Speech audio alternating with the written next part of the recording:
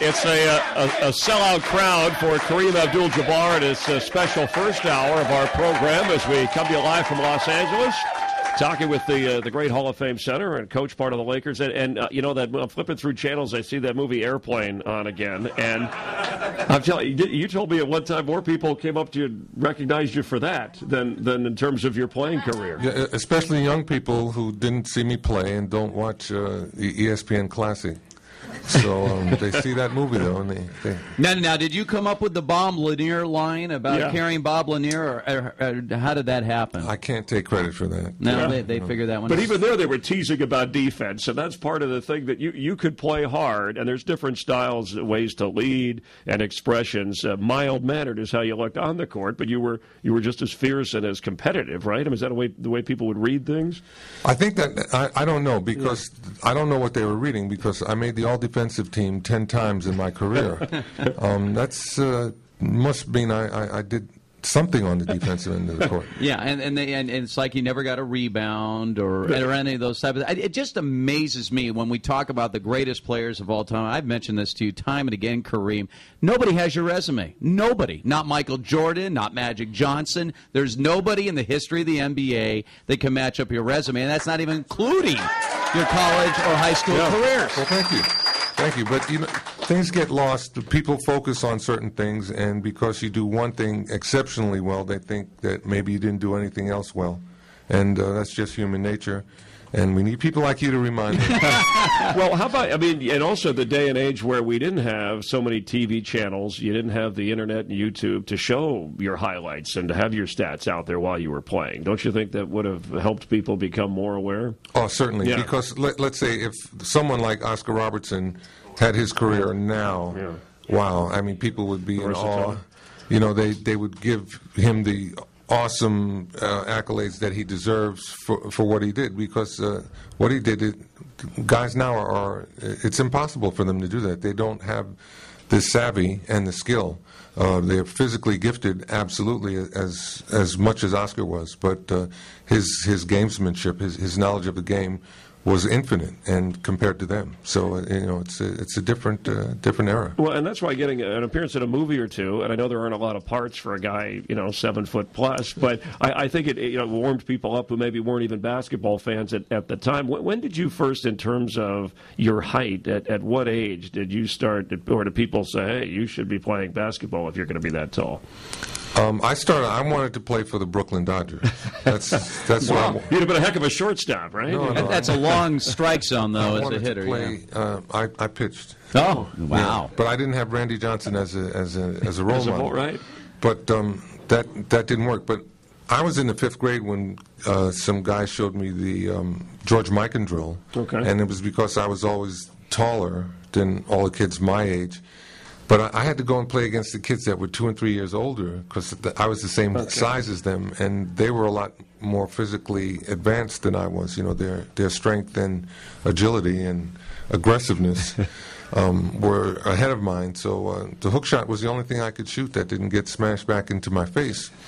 And I learned to rely on it at an early age. And by the time I was in the 8th grade, I could play against high schooler kids and hold my own. As a young guy growing up, and obviously people knew about you at a very early age, I guess the only guy that could have related to you at that time was Wilt Chamberlain. And did you seek advice? When did you first have a chance to meet Wilt Chamberlain?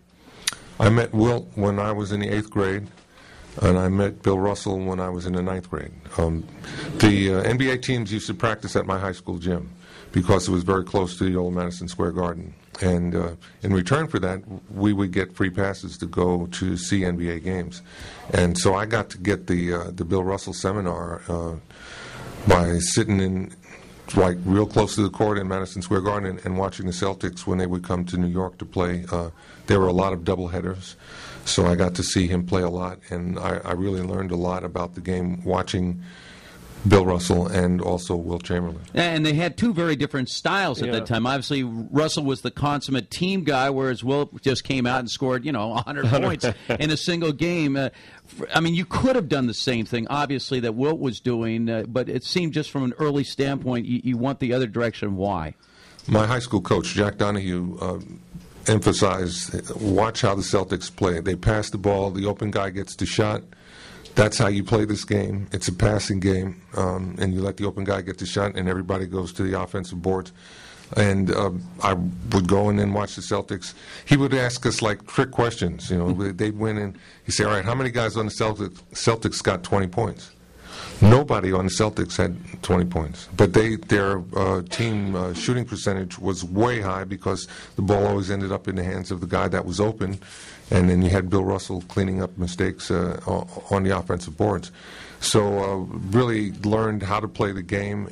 That was our template as far as how we wanted to try to play the game. And it really served me well when I got to college and got to play for John Wooden. How were their personalities different, the way you saw Wilt and Bill Russell? Bill Russell was very quiet, intense individual. Wilt was more outgoing. He was a star.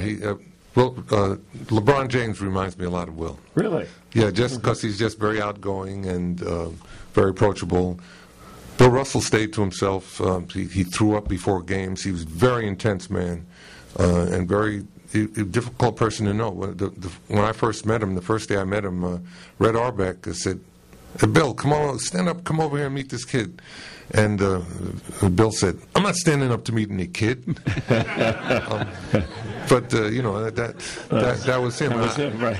I didn't take it personally. A little bit of an edge for. Now you didn't get to play against Russell. He retired the year before you entered the league, but you played 4 years against Wilt. And I remember as a kid watching those matchups. I know didn't he stop the streak, the Lakers streak? Yeah, the 33 in a row. The Lakers got bombed by your Milwaukee Bucks in that game. I remember you dropped 51 time on Wilt, but how intense was that? And was he jealous in a way that you had assumed the role of the dominant big man in the NBA? I don't think Wilt started to dislike me until I broke his scoring record. Then he didn't like me. All of a sudden he was saying bad things about me in the press. Doug Krikorian could get a good article from Wilt. I said, "What about Kareem?" Wilt, and he'd just go off. Oh, he'd go on about your rebound and everything. But how did he handle it? Because he could not stop the sky hook. Nobody could stop that shot. Right, it really frustrated him. That's too bad, but that was my job. Your game. That was my job.